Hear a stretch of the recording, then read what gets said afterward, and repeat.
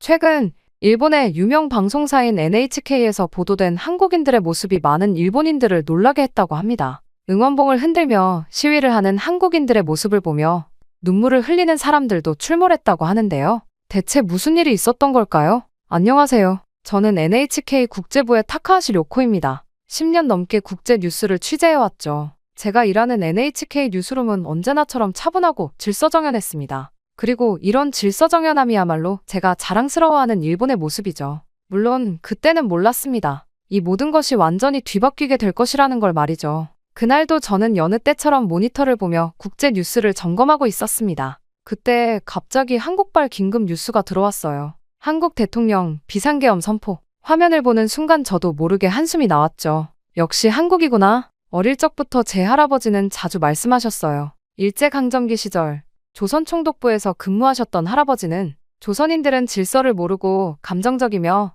통제하기 힘든 민족이라고 하셨죠. 우리가 그들에게 질서와 규율을 가르치려 했지만 끝내 배우지 못했다. 는 말씀을 수없이 들었습니다. 그런 할아버지의 말씀은 어린 저희 세계관을 완전히 바꿔놓았어요. 초등학교 때 반에 한국인 전학생이 왔는데 다른 아이들은 금방 친해졌지만 저는 그 아이를 멀리했죠. 중학교 때는 한국 음식점 앞도 지나가지 않았고 고등학교 때는 한국 문화에 관심 있는 친구들을 이해할 수 없었습니다. 그리고 할아버지의 그 편견은 지금도 제 가슴 깊이 각인되어 있었습니다. 국제부 기자가 된 후에도 한국 뉴스를 다룰 때마다 그 거부감이 고개를 들었습니다. 반복되는 정치적 혼란과 시위 소식을 접할 때마다 역시 감정적인 나라라고 생각했죠. 한국 관련 기사는 가능하면 맞지 않으려 했을 정도예요. 그때 옆자리에 사사키 기자가 타카하시 선배 또 시작됐네요. 라고 말을 걸어왔어요. 저는 무심코 고개를 끄덕이며 이번에도 며칠 만에 끝나겠죠. 늘 그랬으니까요. 라고 대답했습니다. 그러자 주변에서 작은 웃음소리가 들렸어요.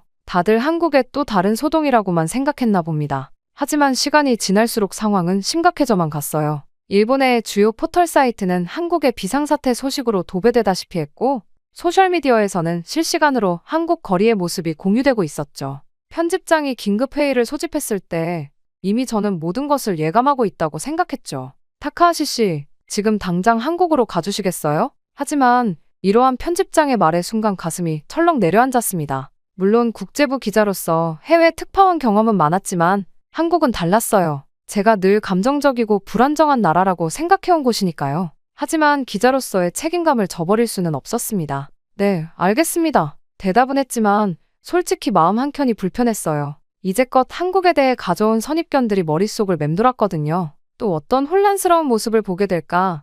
취재는 제대로 할 수 있을까 하는 걱정이 끊이질 않았습니다. 하지만 저는 고개를 저으며 서둘러 짐을 꾸리고 김포행 비행기에 올랐어요. 비행기 안에서도 태블릿으로 계속해서 한국 뉴스를 확인했죠. 시위대의 규모가 점점 커지고 있다는 소식, 여당과 야당의 극심한 대립 양상, 시민단체들의 성명서 발표? 모든 것이 제가 예상했던 혼동 그대로였습니다. 그렇게 공항을 떠나기 전 마지막으로 편집장과 나눈 대화가 떠올랐어요. 타카하시 씨, 이번 취재는 특별할 거예요. 한국의 진짜 모습을 보여주세요. 그때는 그저 형식적인 격려로 들렸던 말이 이상하게도 자꾸만 마음에 걸렸습니다. 저는 비행기 창밖으로 보이는 구름을 바라보며 생각했어요. 과연 내가 한국의 진짜 모습을 볼 수 있을까? 아직은 알 수 없었지만 왠지 이번 취재가 저에게 특별한 의미로 남을 것 같은 예감이 들었습니다. 그리고 그 예감은 제가 곧 깨닫게 되겠지만 정확히 들어맞았어요. 인천공항에 도착하자마자 들려오는 확성기 소리가 저를 반겼습니다.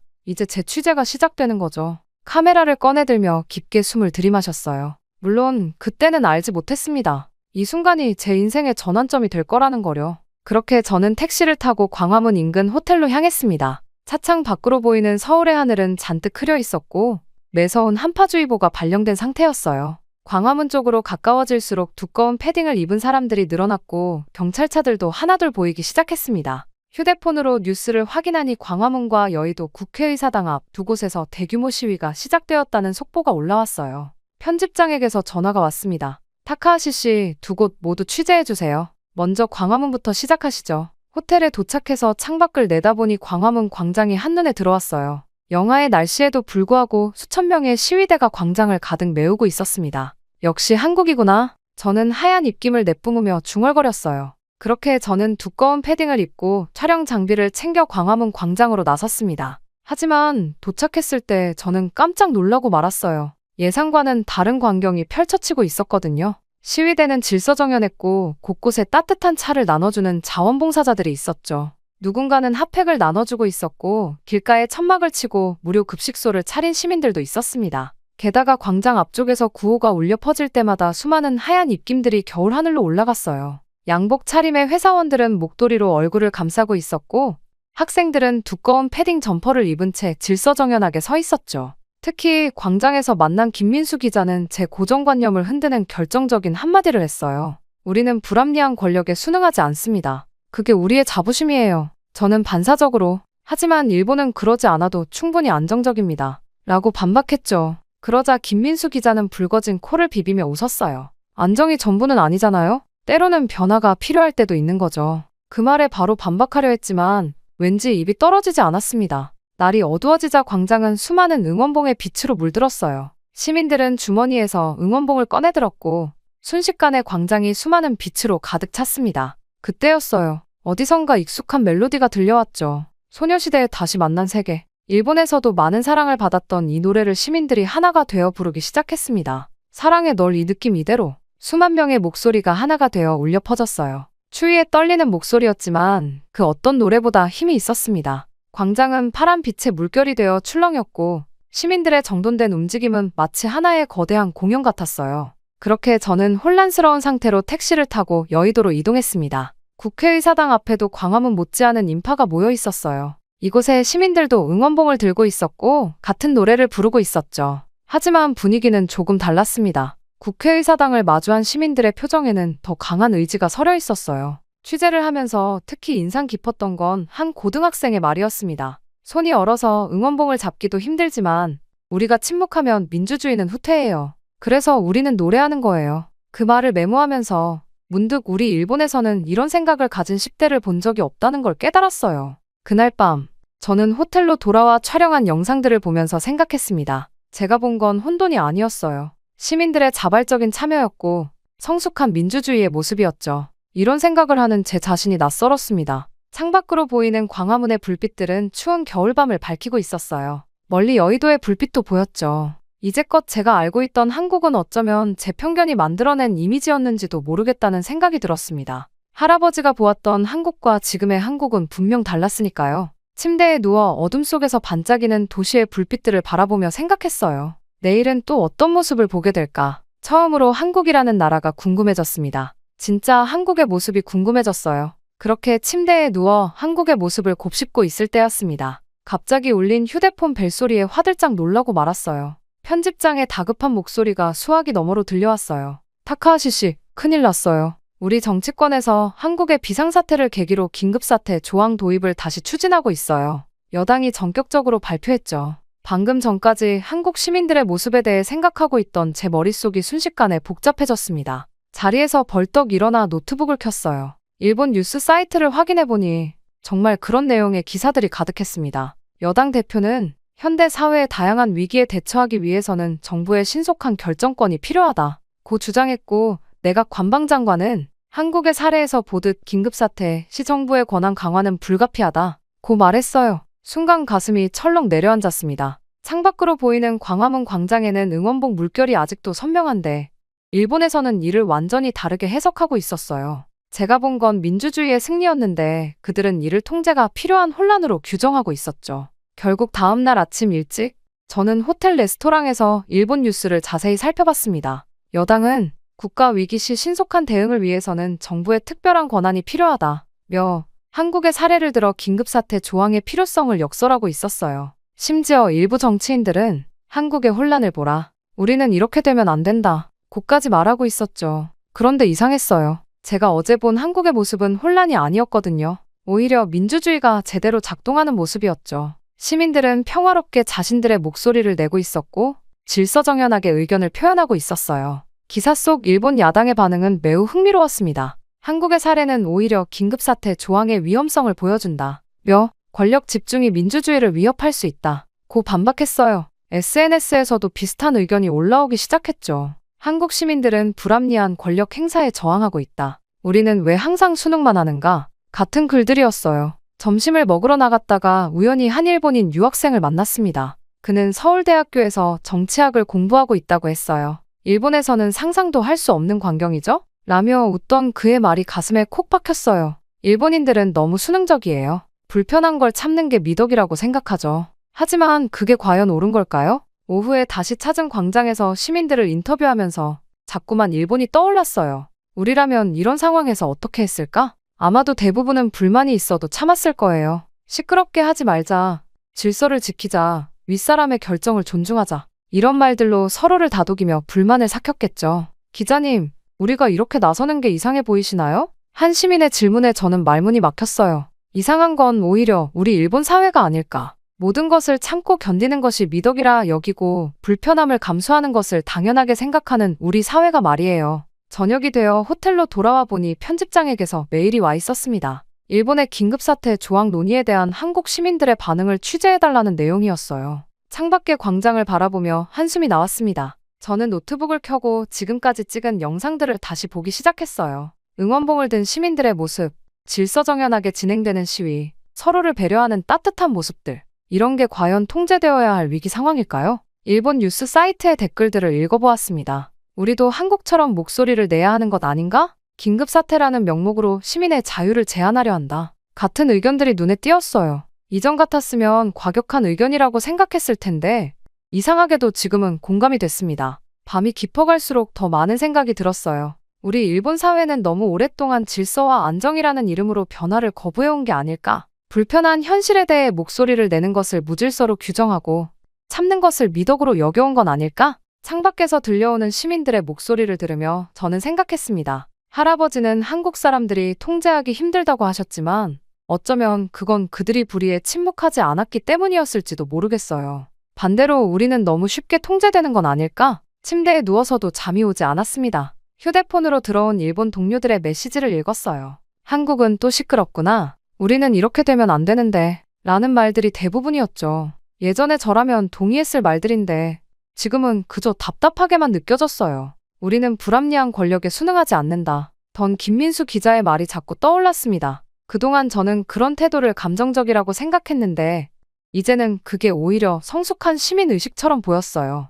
일본으로 돌아가면 무슨 말을 해야 할까? 이 생각이 꼬리에 꼬리를 물고 이어졌습니다. 지금 이 순간 저는 처음으로 우리 일본 사회의 모습을 객관적으로 보게 된 것 같았어요. 그리고 그 모습이 썩 자랑스럽지만은 않다는 것도 인정하게 되었습니다. 그때였어요. 갑자기 울린 휴대폰 알림음이 깊어가는 고민을 깨트렸습니다. NHK 속보였어요. 한일 국교 정상화 60주년 기념 방한 일정 전면 취소. 일본 국방장관 스가 전 총리 방한 보류. 저는 눈을 비비며 기사를 읽어 내려갔어요. 한국의 비상사태를 이유로 일본 측이 모든 방한 일정을 취소했다는 내용이었습니다. 현재 상황을 고려할 때 방문이 적절치 않다는 게 공식 입장이었죠. 창밖으로 보이는 광화문 광장은 여전히 평화로웠어요. 어제와 마찬가지로 시민들은 질서정연하게 모여 있었고 출근길 회사원들도 평소처럼 지하철역으로 향하고 있었습니다. 그런데 도대체 무엇이 적절치 않다는 걸까요? 아침 뉴스를 보니 일본 정부 대변인이 기자회견을 하고 있었어요. 한국의 정세를 주시하며 적절한 시기에 다시 논의하겠다 는 말을 하고 있었죠. 그 뒤에서는 다른 정치인들이 신중한 접근이 필요하다, 상황을 더 지켜봐야 한다 는 말들을 덧붙이고 있었습니다. 그 순간 어제 김민수 기자가 했던 말이 떠올랐어요. 일본은 왜 항상 멈춰 서려고만 할까요? 앞으로 나아가는 건 두려운 일이 아닌데. 그때는 그저 불편한 말로만 들렸는데 지금은 그 의미가 깊이 와닿았습니다. 그리고 그날 저는 점심을 먹으러 나갔다가 우연히 한 카페에서 한국 외교부 관계자의 기자회견을 보게 됐어요. 유감스러운 결정이지만 우리는 계속해서 대화의 문을 열어두겠습니다. 담담한 목소리였지만 그 속에 실망감이 묻어있는 게 느껴졌습니다. 오후에는 다시 광장으로 나갔어요. 시민들 사이에서는 일본의 방한 취소 소식이 빠르게 퍼지고 있었습니다. 하지만 예상과 달리 적대적인 반응은 없었어요. 오히려 일본이 우리를 이해하지 못하는 게 안타깝다. 언젠가는 그들도 변화의 필요성을 알게 될 거야. 라는 말들이 오갔죠. 저녁 무렵 한국 정부가 탄핵을 검토하기 시작했다는 소식이 들려왔어요. 시민들의 평화로운 시위가 실질적인 변화를 만들어내고 있었던 거죠. 하지만 일본 외무성은 한국의 상황이 더욱 불확실해졌다. 몇 당분간 모든 고위급 교류를 중단하겠다고 발표했습니다. 그렇게 이틀 후 저는 하네다 공항에 도착했습니다. 입국장을 빠져나오자마자 휴대폰이 요란하게 울리기 시작했어요. 몇 시간 동안의 비행으로 연락이 끊겨 있는 사이 상황이 더욱 악화된 것 같았습니다. NHK 뉴스룸으로 향하는 택시 안에서 밀려드는 뉴스를 읽었어요. 한일 국교 정상화 60주년 기념행사가 전면 취소되었다는 소식, 양국 간의 모든 고위급 회담이 무기한 연기되었다는 발표, 마치 시간이 거꾸로 흐르는 것 같았습니다. 뉴스룸에 도착하자 동료들이 몰려왔어요. 타카하시 씨, 한국은 정말 혼란스러웠나요? 순간 목구멍까지 차올랐던 말들을 다시 삼켜야 했습니다. 그들의 눈에는 역시 한국이야라는 편견이 그대로 담겨 있었으니까요. 편집장실에서 브리핑을 하는 동안 창밖으로 도쿄의 풍경이 보였어요. 질서정연하게 줄 서 있는 사람들, 신호를 철저히 지키는 차들. 모든 것이 완벽해 보였지만 왠지 생기가 없어 보였습니다. 마치 시간이 멈춰버린 것처럼요. 한국의 비상사태가 우리의 외교 일정에 영향을 미치는 건 당연합니다. 신중하게 접근해야죠. 편집장의 말에 전해져였다면 당연히 동의했을 거예요. 하지만 지금은 그저 답답함만 가득했습니다. 그러다 퇴근 후 지하철에서 우연히 한 뉴스를 보게 됐어요. 대통령 탄핵이 시민들의 평화로운 요구로 인해 곧 가결될 것이라는 소식이었습니다. 반면 일본은 오히려 그 시점을 새로운 불안 요소로 규정하고 있었죠. 집으로 돌아와 며칠간의 취재 영상을 다시 보았습니다. 응원봉의 물결, 질서정연한 시위, 서로를 배려하는 모습들. 이런 모습들이 왜 우리에겐 불안정으로 보이는 걸까요? 왜 우리는 항상 변화의 순간을 두려워하고 뒤로 물러서는 걸까요? 창밖의 도쿄 밤거리는 여전히 평화로웠습니다. 하지만 그 평화로움이 처음으로 불안하게 느껴졌어요. 이건 진정한 안정이 아닌 변화를 두려워하는 정체된 평화 같았거든요. 잠들기 전 일기를 쓰며 생각했습니다. 우리의 신중함은 어쩌면 겁쟁이 같은 변명은 아닐까? 한국이 보여준 용기 있는 변화 앞에서 우리의 신중함은 그저 소극적인 도피처럼 보였어요. 도쿄의 밤하늘을 보며 서울에서의 마지막 밤을 떠올렸습니다. 그때 보았던 반짝이는 응원봉들처럼 우리도 언젠가는 변화의 빛을 품을 수 있을까요? 아니면 영원히 이 안전한 어둠 속에 머물러 있을까요? 그렇게 깊은 생각에 잠겨 있을 때였어요. 휴대폰이 진동하기 시작했습니다. 서울의 동료 기자들로부터 연이어 메시지가 들어왔어요. 정부가 시민들의 요구를 받아들였다. 놀라울 정도로 빠른 승리? 순간 제 손이 떨렸습니다. 저는 곧바로 TV를 켰어요. 긴급 뉴스가 나오고 있었죠. 광화문과 여의도에 모였던 시민들이 환호하는 모습이 생중계되고 있었어요. 파란 응원봉의 물결이 마치 축제처럼 번지고 있었죠. BBC, CNN, 그리고 다른 해외 언론들도 앞다투어 한국의 소식을 전하고 있었습니다. 시민의 힘이 만들어낸 극적인 변화, 민주주의의 새로운 이정표, 평화적 시위가 이끌어낸 승리, 세계가 한국의 이 순간을 주목하고 있었어요. 편집장에게서 전화가 왔습니다. 타카하시 씨, 특집 기사를 써주세요. 한국의 비상사태가 어떻게 이렇게 빨리 해결될 수 있었는지. 잠시 망설였어요. 과연 내가 이 순간의 진정한 의미를 제대로 전할 수 있을까? 노트북을 펼치고 한국에서의 취재 영상들을 다시 한번 돌려보았습니다. 시민들의 평화로운 시위, 질서정연한 행진, 서로를 배려하는 모습들. 이제야 보이는 것들이 있었어요. 이건 결코 혼란이 아니었습니다. 이건 민주주의였어요. 살아있는, 숨쉬는 민주주의였죠. 저는 곧바로 특집 기사를 쓰기 시작했습니다. 한국의 비상사태는 왜 이토록 빨리 해결될 수 있었나? 하지만 곧 제목을 바꿨어요. 한국 시민들이 보여준 민주주의의 힘이라고요. 이건 단순한 해결이 아니었으니까요. 이건 승리였습니다. 시민의 민주주의의 승리였어요. 글을 쓰면서 자꾸만 일본이 떠올랐습니다. 우리나라에는 비상사태 조항 자체가 없어요. 그런데 그건 민주주의가 성숙해서가 아니라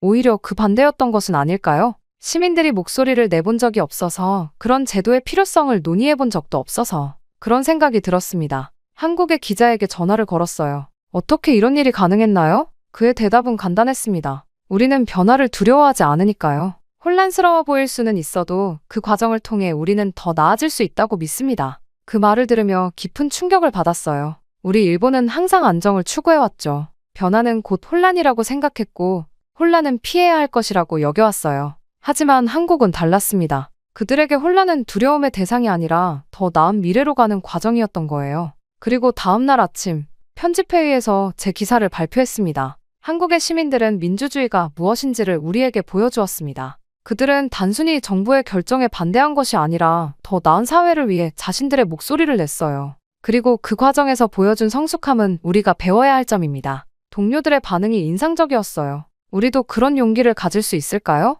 일본의 민주주의는 너무 조용한 것 아닐까요? 우리도 변화가 필요하지 않을까요? 처음으로 진지한 토론이 시작되었습니다. 그날 저녁, 퇴근길에 우연히 한 대학 앞을 지나갔어요. 젊은 학생들이 한국의 시위에 대해 이야기하고 있었습니다. 대단하다. 부럽다. 우리도 저렇게 될 수 있을까? 그들의 목소리에는 부러움과 동경이 섞여 있었죠. 집으로 돌아와 창가에 서서 도쿄의 밤거리를 바라보았습니다. 평화롭고 조용한 거리, 질서정연한 도시. 하지만 이제는 달리 보였어요. 이 평화로움 속에 우리가 잃어버린 것은 없었을까? 변화를 두려워하다 보니 진정한 성장의 기회를 놓치고 있는 건 아닐까? 노트북을 펼치고 마지막 기사를 썼습니다. 한국은 혼란을 두려워하지 않았기에 변화할 수 있었다. 그들의 민주주의는 살아있고 숨쉬고 있다. 시민들은 자신들의 목소리가 실제로 변화를 만들어낼 수 있다는 것을 알고 있다. 이것이야말로 진정한 민주주의의 힘이다. 글을 쓰면서 가슴이 뭉클해졌어요. 제가 한국에 대해 가졌던 편견들이 부끄러웠습니다. 감정적이다,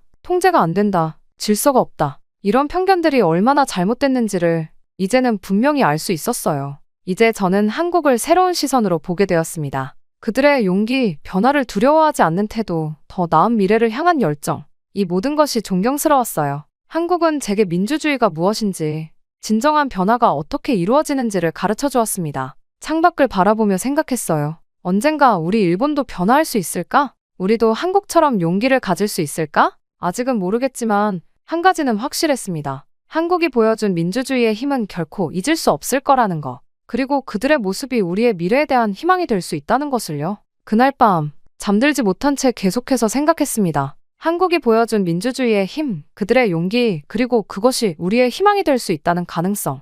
이 모든 것을 혼자만 알고 있어서는 안 될 것 같았어요. 더 많은 일본 사람들이 제가 보고 느낀 것을 알아야 했습니다. 아침이 밝아올 무렵 원고를 쓰기 시작했어요. 평소와는 다른 글이 나왔습니다. 한국의 시민들이 보여준 성숙한 민주주의, 질서 있는 저항, 그리고 그들이 이뤄낸 놀라운 변화. 제가 직접 보고 느낀 모든 것을 진심을 담아 써내려갔죠. 한국은 우리가 알던 그 한국이 아니었습니다. 제 리포트의 첫 문장이었어요. 한국에서의 경험을 있는 그대로 전했습니다. 파란 응원봉의 물결, 평화로운 시위, 성숙한 시민의식, 그리고 무엇보다 변화를 두려워하지 않는 그들의 용기를요. 리포트가 방송되던 날, 시청률이 평소의 2배를 넘었다는 소식을 들었어요. 시청자 게시판에는 수많은 댓글이 달렸습니다. 한국을 새롭게 보게 됐다. 우리도 변화가 필요하다. 일본의 민주주의는 너무 정체되어 있는 것 아닐까? 특히 인상 깊었던 건 한 대학생의 메시지였어요. 타카하시 씨의 리포트를 보고 울었습니다. 우리가 늘 안정이라는 이름으로 포기해온 것들이 많다는 걸 깨달았어요. 한국의 시민들이 보여준 용기가 부러웠습니다. 편집장도 놀란 눈치였어요. 타카하시 씨, 당신의 리포트가 사람들의 마음을 움직였습니다. 후속 방송을 준비해주세요. 그렇게 해서 한국의 변화를 다룬 특집 시리즈가 시작되었죠. 매회 높은 시청률을 기록했고 사회적 반향도 컸습니다. 시리즈가 방영되는 동안 많은 일본인들이 자신의 경험을 들려주었어요. 나도 한국에 대한 편견이 있었다. 변화는 두렵지만 필요한 것 같다. 우리도 목소리를 내야 하지 않을까. 조금씩이지만 사람들의 인식이 변하고 있다는 걸 느낄 수 있었습니다. 이 경험을 통해 저 자신도 크게 변화했어요. 이제는 단순한 기자가 아닌 새로운 시각을 전하는 전달자가 되고 싶어졌습니다. 일본 사회가 더 개방적이고 역동적으로 변화할 수 있도록 돕는 것, 그게 제 새로운 사명이 되었어요. 많은 언론사에서 인터뷰 요청이 왔습니다. 제가 전하고 싶은 메시지는 단 하나였어요. 우리는 변화를 두려워할 필요가 없습니다. 한국이 보여준 것처럼 변화는 우리를 더 나은 곳으로 이끌 수 있어요. 이제 우리도 그 용기를 가져야 할 때입니다. 지금도 가끔 서울의 그날들을 떠올립니다. 차가운 겨울 바람 속에서도 뜨거웠던 시민들의 열정, 질서 속에 담긴 자유로운 영혼, 그리고 그들이 만들어낸 놀라운 변화. 그때 본 모든 것들이 제 인생을 바꾸어 놓았어요. 창밖으로 보이는 도쿄의 밤하늘을 바라보며 생각합니다. 우리 사회도 조금씩 변화하고 있다는 희망이 보이는 것 같아요. 작은 씨앗이 뿌려졌을 뿐이지만 언젠가는 이 씨앗이 자라나 우리 사회를 변화시킬 큰 나무가 될 거라고 믿습니다.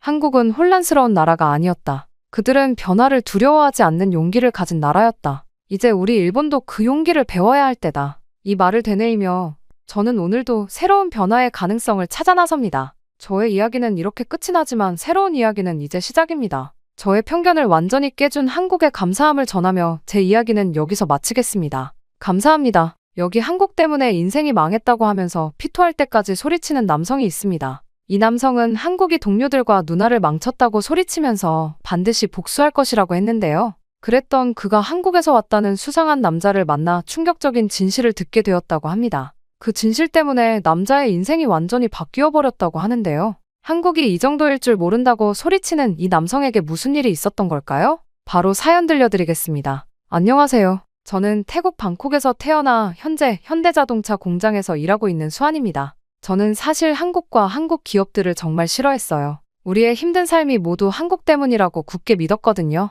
하지만 그날 이후 모든 것이 변했습니다. 우리 동네 커뮤니티 센터에서 일어난 그 일 때문에 제 인생이 완전히 바뀌어 버렸어요. 그 후로 저는 한국이라는 이야기만 들으면 가슴이 벅차올랐고 주변 사람들에게 한국의 좋은 점을 말하고 다녔답니다. 주변 동료들은 제가 한국 회사에 세뇌당했다며 비웃곤 해요. 하지만 저는 아랑곳하지 않고 한 번만 진실을 들여다보라고 모든 건 그들의 진심을 알게 된 그날 바뀌었다고 답합니다. 이쯤 되면 제게 무슨 일이 있었던 건지 궁금하실 것 같네요. 어떻게 한국을 그토록 미워하던 제가 이렇게 변하게 되었는지. 그럼 한번 제 이야기를 들려드려 볼게요. 처음 입사했을 때만 해도 저는 한국의 현대자동차라는 글로벌 기업에서 일한다는 자부심이 컸죠.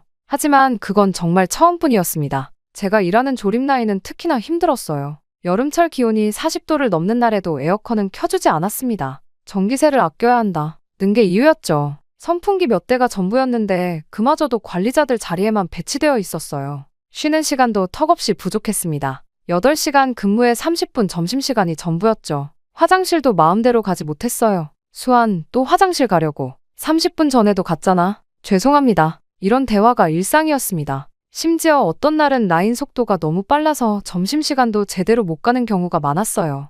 관리자들은 물량을 맞춰야 한다 며 우리를 다그치기 바빴죠. 심지어 안전 문제는 더 심각했습니다. 지난달에는 제 옆 라인에서 일하는 동료가 다쳤어요. 안전장치가 제대로 작동하지 않아서 생긴 사고였는데 회사는 오히려 동료의 부주의를 탓했죠. 산재 처리도 해주지 않았고 결국 동료는 개인 비용으로 치료를 받아야 했습니다. 이러다 누가 크게 다치면 어쩌려고 그러냐고요. 시끄럽네. 일이나 해. 임금 체계도 이상했어요. 야간 수당이나 연장 근로 수당이 제대로 지급되지 않았거든요. 급여 명세서를 받아보면 항상 뭔가 공제되어 있었는데 그 이유를 물어보면 명확한 설명도 해주지 않았습니다. 이번 달은 왜 또 수당이 줄어든 거죠? 본사 지침이야. 더 이상 묻지 마. 특히 충격적이었던 건 임산부 동료의 일이었어요. 입덧이 심해서 잠시 화장실에 간 사이에 관리자가 호통을 치더군요. 임신했다고 특별 대우 해줄 순 없다 면서요. 결국 그 동료는 유산의 위험을 무릅쓰고 계속 일해야 했습니다. 또한 개인보호 장비도 제대로 지급되지 않았어요. 마스크는 한 달에 1개, 장갑은 일주일에 1켤레. 더러워져도 어쩔 수 없이 계속 써야 했죠. 지난 겨울에는 동료 하나가 독성 물질에 노출되어 피부염이 생겼는데도 회사는 원래 그런 것 이라며 대수롭지 않게 넘겼습니다. 보호장비 좀 더 지급해 주실 수 없나요? 예산이 없어. 아끼면서 써. 심지어 휴가도 마음대로 쓸 수 없었어요. 법적으로 보장된 연차도 제대로 사용하지 못했죠. 급한 일이 있어서 휴가를 신청하면 물량 맞춰야 한다. 인력이 부족하다. 는 이유로 거절당하기 일쑤였습니다. 이런 상황들이 쌓이고 쌓여서 결국 폭발한 거예요. 시간이 흐를수록 우리의 아우성은 커져만 갔죠. 문득 느끼게 된 겁니다. 누군가는 나서야 했고 그게 우리가 되어야 한다는 사실을요. 그렇게 파업을 하겠다는 결정을 내리게 되었습니다. 그렇게 파업이 한창이던 때 저희 가족에게 큰일이 생겼어요. 한국에서 3년째 일하고 있던 누나가 갑자기 강제 추방되어 돌아온 거죠. 그것도 한밤중에 경찰과 함께. 수환아, 미안해. 이게 누나가 공항에서 처음 한 말이었습니다. 그때 누나의 모습은 제가 알던 그 당찬 누나가 아니었어요. 누나는 원래 뭐든 잘해서 자신감이 넘치던 사람이었죠. 집안 사정 때문에 비록 대학은 가지 못했지만 마음만 먹으면 공부든 운동이든 미술이든 1등을 했던 누나였어요. 그래서 자신은 뭐든 마음먹으면 다 해낼 수 있다고 외치는 그런 자신감 넘치는 사람이었답니다. 하지만 돌아온 누나는 마치 다른 사람 같았어요. 몸은 말랐고 눈빛은 초점을 잃은 것 같았죠. 어머니와 제가 부축해서 겨우 집으로 모셨습니다. 처음에는 단순히 불법 체류 단속 때문이라고 생각했어요. 누나도 그렇게 말했으니까요. 하지만 이상했습니다. 집에 돌아온 후 누나는 방에서 나오려 하지 않았어요. 식사도 거의 하지 않았고 밤마다 악몽에 시달리는 것 같았습니다. 누나, 밥 좀 먹어. 나가줘. 걱정되는 마음에 어머니가 방에 음식을 가져다 놓으면 대부분 그대로 돌아왔어요. 가끔 들리는 흐느낌 소리에 가슴이 미어졌지만 저희는 어떻게 해야 할지 몰랐습니다. 특히 충격적이었던 건 누나가 한국어를 들을 때의 반응이었어요. TV에서 한국 드라마가 나오거나 한국어가 들리면 갑자기 온몸을 떨면서 방으로 도망가듯 들어가 버렸거든요. 도와줘. 제발. 하지 마. 밤마다 이런 잠꼬대를 하는 누나를 보며 저는 점점 더 화가 났습니다. 한국에서 도대체 무슨 일이 있었던 걸까? 하지만 한국이라는 말만 들으면 괴로워하는 누나에게 제대로 물을 수도 없었죠. 게다가 저는 매일 현대자동차 공장에서 파업을 하고 있었으니 한국과 한국 기업에 대한 분노는 날이 갈수록 커져만 갔습니다. 그렇게 어머니는 매일 밤 누나의 방 앞에서 눈물을 훔치셨어요. 석 달 전만 해도 한국에서 돈을 붙여주며 밝게 웃던 목소리로 전화하던 누나였는데 지금은 마치 다른 사람이 된 것 같았습니다. 엄마, 제가 잘못했어요. 돈 벌어온다고 가서. 죄송해요. 이런 말을 반복하는 누나를 보며 저는 결심했어요. 반드시 진실을 밝혀내리라고. 누나에게 무슨 일이 있었는지, 왜 이렇게 됐는지. 그리고 얼마 후 우연한 기회에 저는 충격적인 이야기를 듣게 됩니다. 그것도 제가 전혀 예상하지 못했던 곳에서요.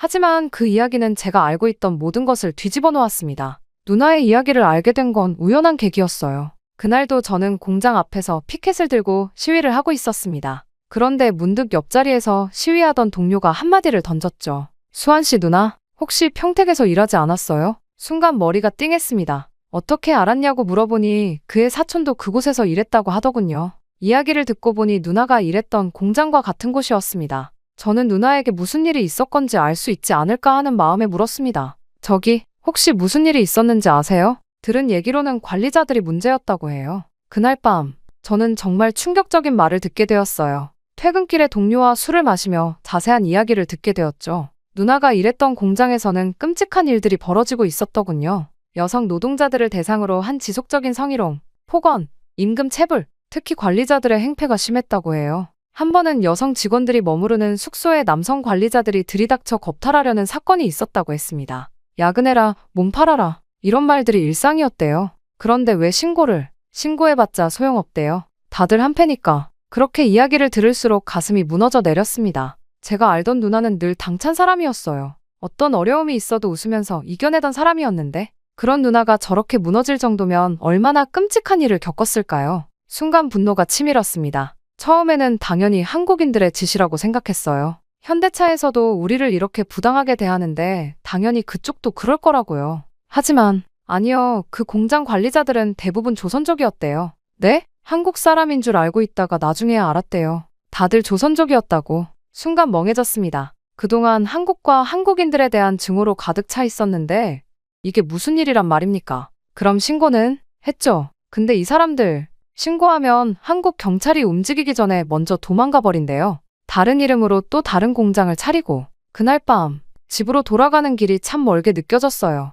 누나의 방 앞에 서서 한참을 망설였습니다. 문을 두드리고 싶었지만 차마 그러지 못했죠. 그렇게 누나의 이야기를 알게 된 후 저는 한동안 혼란스러웠어요. 파업도 계속되고 있었지만 예전처럼 확신의 찬 목소리로 구호를 외칠 수는 없었죠. 그러던 어느 날이었습니다. 여기가 맞나요? 한국의료봉사 예정 장소가. 저희 동네 커뮤니티 센터 앞에서 한국어가 들렸어요. 처음에는 그냥 지나치려 했는데 옆에서 태국어로 통역하시는 분이 계시더군요. 의료진들이 무료 진료를 한다고. 정신과 상담도 가능하다고요? 순간 누나가 떠올랐습니다. 어차피 집에만 있는 누나, 이거라도 한번 받아보면 어떨까 하는 생각이 들었죠. 네, 한국에서 오신 정신과 전문의 선생님께서 계세요. 트라우마 치료 전문가시라고 해요. 반신반의하는 마음으로 집에 달려갔습니다. 어머니를 설득하는데 한참이 걸렸지만 다행히 누나도 크게 저항하지는 않았어요. 안녕하세요, 김지원입니다. 그렇게 상담실에서 만난 의사 선생님은 제가 생각했던 것과는 전혀 달랐어요.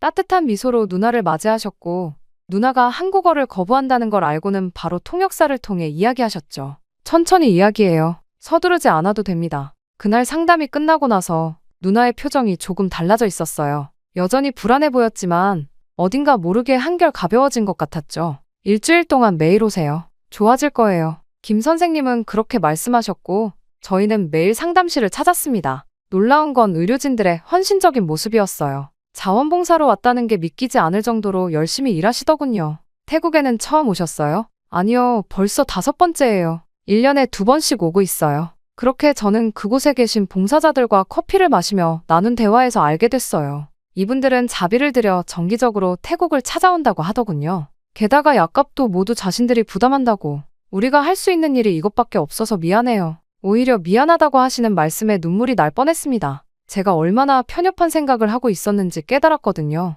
일주일이 지나고 놀랍게도 누나는 조금씩 달라지기 시작했어요. 가끔은 거실에도 나오고 밥도 조금씩 먹기 시작했죠.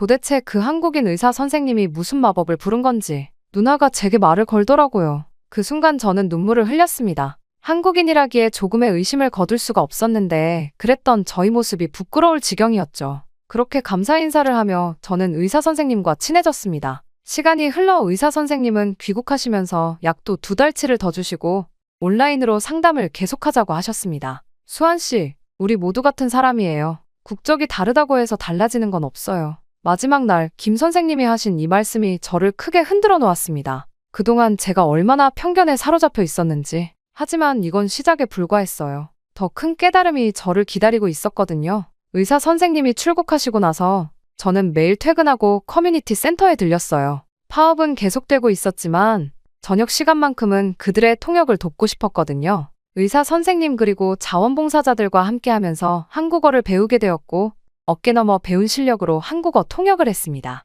수환 씨가 통역해주니까 정말 좋네요. 어르신들 말씀을 더 잘 알아들을 수 있어서. 그때 박 선생님이라는 내과 의사분이 그렇게 말씀하셨죠. 사실 제 태국어와 한국어 실력이 뛰어난 것도 아닌데 환자들의 미묘한 뉘앙스까지 전달하려 노력하는 제 모습을 좋게 봐주신 것 같았어요. 어제는 밤 11시까지 일하셨다면서요? 괜찮아요. 우리가 있는 2주 동안 최대한 많은 분들을 보고 싶으니까요. 놀라웠던 건 의료진들의 일하는 모습이었습니다. 점심도 제대로 못 드시면서 환자들을 보시고 늦은 밤까지 차트 정리를 하시더라고요. 그것도 모두 무료로요. 여기 드세요. 제가 태국 현지 음식 사왔어요. 어머, 수환 씨 고마워요. 근데 이거 비싼 건데. 별 말씀을요. 선생님들이 해주시는 것보다 훨씬 작은 거죠. 봉사자들과 함께하는 시간이 늘어날수록 제 마음속 벽이 허물어지는 걸 느꼈어요. 그들은 제가 생각했던 것과는 전혀 달랐거든요. 특히 기억에 남는 건 이런 일도 있었어요. 한 할머니가 오셨는데 무릎 수술이 필요한 상황이었죠.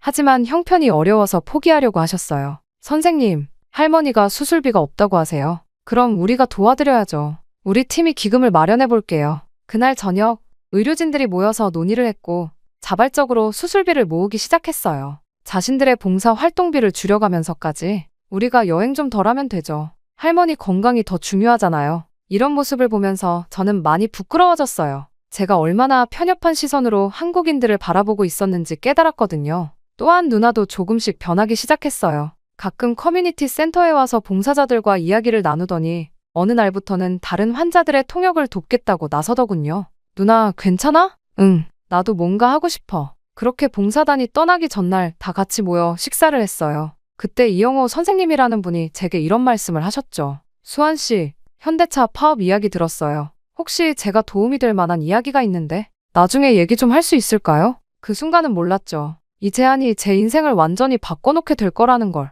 그렇게 며칠 뒤 하게 된 이영호 선생님과의 대화는 충격적이었어요. 알고 보니 그분은 현대자동차 본사 노무팀에서 일하다가 은퇴하신 분이더군요. 지금은 의료봉사단 행정을 맡고 계시다고 했습니다. 수환 씨, 혹시 임금이 어떤 경로로 지급되는지 알고 있나요? 네? 당연히 본사에서. 그게 전부가 아닐 수 있어요. 이영호 선생님은 제게 현대차의 임금 지급 체계를 설명해 주셨어요. 본사에서 책정된 임금은 태국 기준으로 결코 낮은 수준이 아니었다고 해요. 오히려 업계 평균보다 높았다고 합니다. 그럼 왜 우리가 받는 돈은? 부품 공급망을 한번 살펴보세요. 특히 중국계 업체들을. 그날 밤 저는 잠을 이루지 못했습니다. 다음 날부터 동료들과 함께 회사의 임금 지급 구조를 조사하기 시작했어요. 그리고 놀라운 사실을 발견했죠. 이건 말도 안 돼요. 알고 보니 우리 공장에 부품을 납품하는 주요 하청업체들 중 다수가 중국계 회사였어요. 이 업체들이 인력 관리도 맡고 있었는데 여기서 문제가 발생하고 있었던 거죠.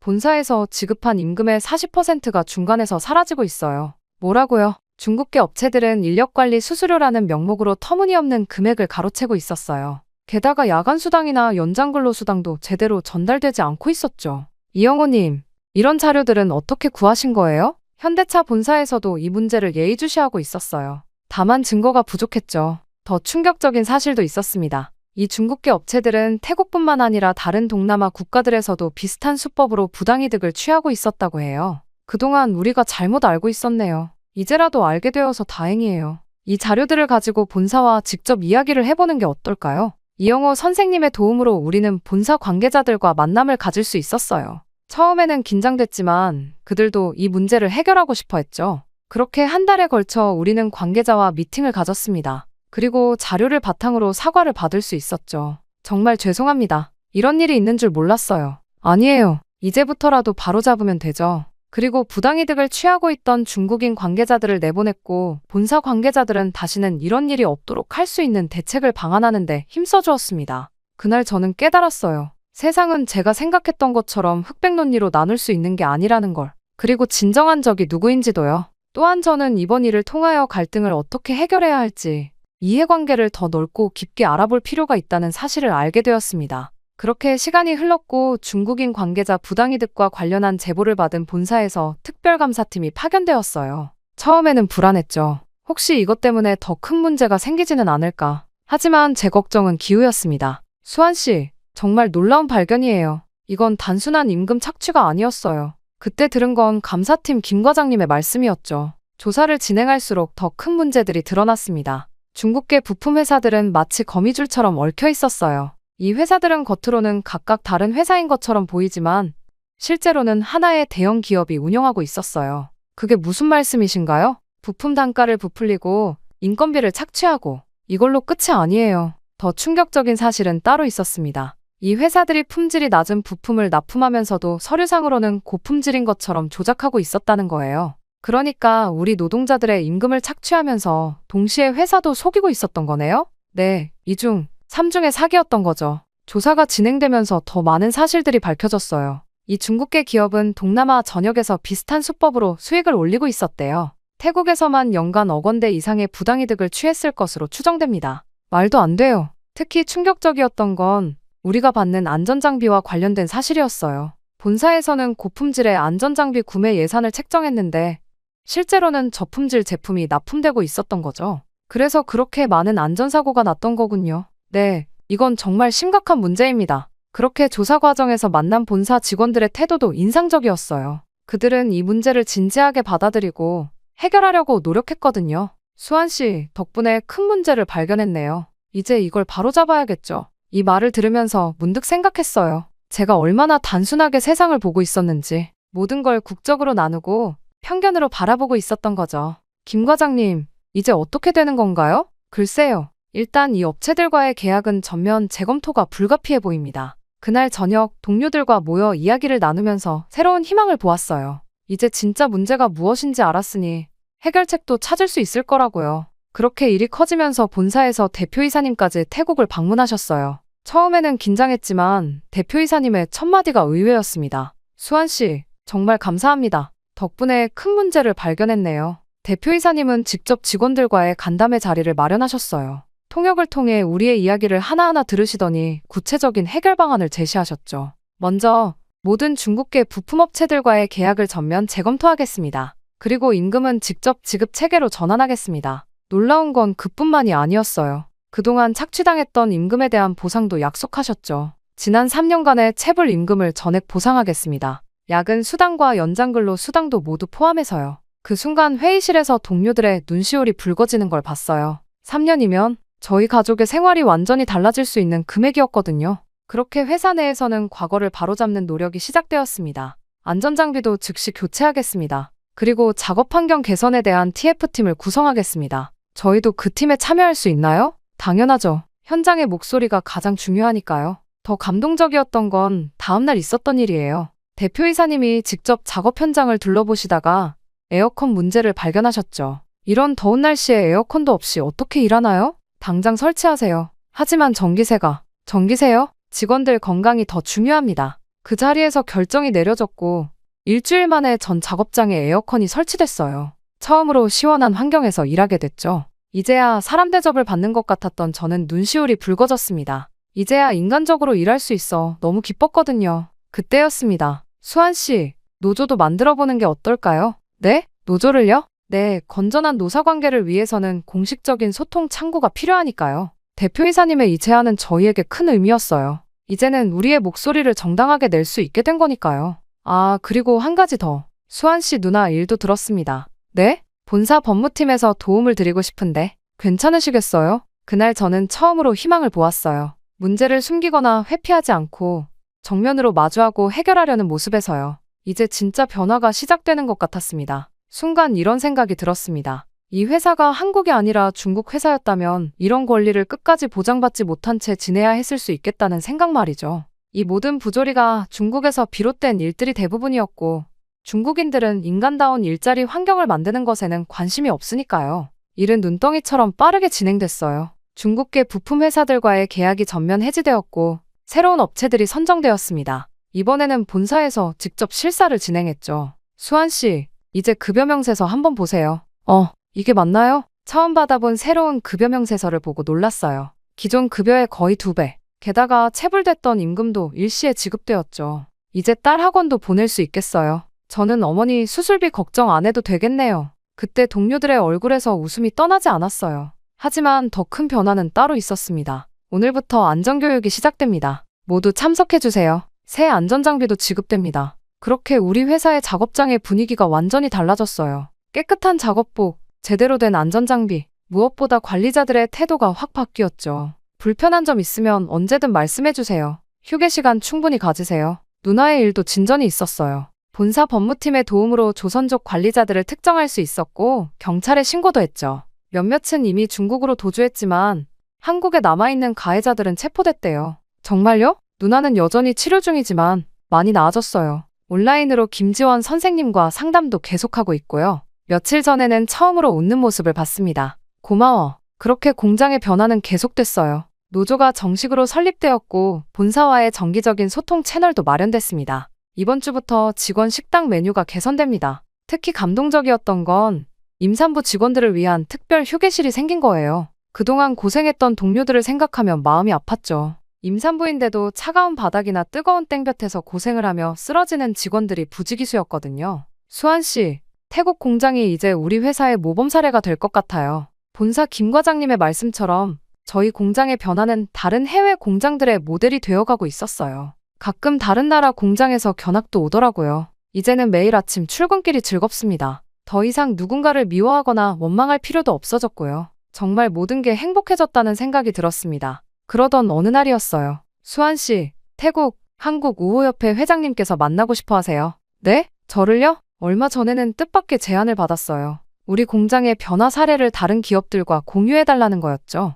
처음에는 망설였지만 이런 경험이 다른 누군가에게 도움이 될 수 있다면 한국 기업들이 태국에 많이 진출해 있잖아요. 수환 씨의 이야기가 도움이 될 거예요. 그렇게 저는 매달 한 번씩 다른 기업의 노동자들과 만나 이야기를 나눕니다. 놀라운 건 비슷한 문제로 고민하는 사람들이 많다는 거예요. 우리도 처음에는 한국 회사만 탓했어요. 맞아요. 알고 보니 중간에서 문제가 있더라고요. 누나도 많이 달라졌어요. 이제는 한국어 수업도 다시 시작했고 김지원 선생님의 추천으로 상담사 공부도 하고 있답니다. 나 같은 피해자들을 돕고 싶어. 얼마 전에는 태국 현대차 직원들의 대표로 한국 본사도 방문했어요. 그곳에서 본 것들은 제가 알던 모든 편견을 완전히 바꿔놓았죠. 직원들의 아이디어로 공정이 개선되고 안전장치가 만들어지고 정말 놀라웠어요. 이제 우리 공장은 동남아시아의 모범 사례가 되었답니다. 다른 나라 공장에서도 벤치마킹을 오고 언론에서도 관심을 보이고 있어요. 수환 씨, 우리가 해냈네요. 네, 우리 모두가 함께요. 저는 지금까지 있었던 일들을 떠올려 보았습니다. 순간 얼굴이 새빨개지는 것 같더라고요. 얼마나 편협한 시각으로 세상을 바라보고 있었는지. 하지만 그런 시간이 있었기에 지금의 깨달음이 더 소중한 것 같다는 생각이 들었습니다. 이제 저는 매일 아침 밝은 마음으로 출근합니다. 더 이상 누군가를 미워하거나 원망하지 않아요. 그저 감사할 뿐이죠. 이런 깨달음을 얻게 해준 모든 분들께 내일은 또 어떤 좋은 일이 기다리고 있을까요? 이런 생각이 들었습니다. 누구나 한 번쯤은 편견에 사로잡혀 세상을 바라볼 때가 있는 것 같아요. 저도 그랬습니다. 처음에는 모든 문제가 한국 때문이라고 생각했어요. 현대차의 저임금도 누나의 아픔도 모든 게 한국과 한국 사람들 때문이라고 믿었죠. 하지만 진실은 달랐어요. 의료봉사를 온 한국 의사 선생님들의 따뜻한 마음, 문제 해결을 위해 발벗고 나선 현대차 본사의 진정성, 그리고 누나를 도와준 법무팀까지. 제가 알던 한국은 제 편견 속에만 존재했던 거였어요. 실제로 우리를 착취했던 건 중국계 부품회사들이었고 누나를 괴롭혔던 건 조선족 관리자들이었죠. 진실을 알게 되면서 깨달았습니다. 세상은 국적이나 회사로 나눌 수 있는 게 아니라는 걸요. 결국 중요한 건 사람이라는 것도요. 이제는 압니다. 진정한 변화는 서로를 이해하고 존중할 때 시작된다는 걸요. 한국은 저에게 이런 깨달음을 준 고마운 나라가 되었습니다. 한국은 우리가 배울 점이 많은 나라야. 열심히 일하고 서로를 존중하고 문제가 생기면 해결하기 위해 노력하는 그런 모습들이 정말 아름다워. 저는 앞으로도 이런 관계가 계속되길 바랍니다. 서로를 이해하고 배우고 존중하는, 그래서 더 나은 미래를 함께 만들어가는 한국에서 배운 가장 큰 교훈이었습니다. 제 이야기는 여기까지입니다. 긴 이야기를 들어주신 모든 분들께 감사의 말씀 전하고 싶어요. 행복하세요.